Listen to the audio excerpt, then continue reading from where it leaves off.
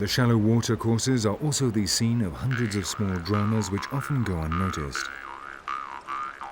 These two toads of the Bufo genus are engaged in amorous activities, but they are being spied on by a very dangerous onlooker. A water snake like this one knows how to choose precisely the right moment.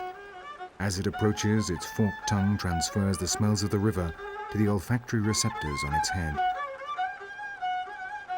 The slippery lovers add their body fluids to the water without suspecting this could be the last thing they ever do.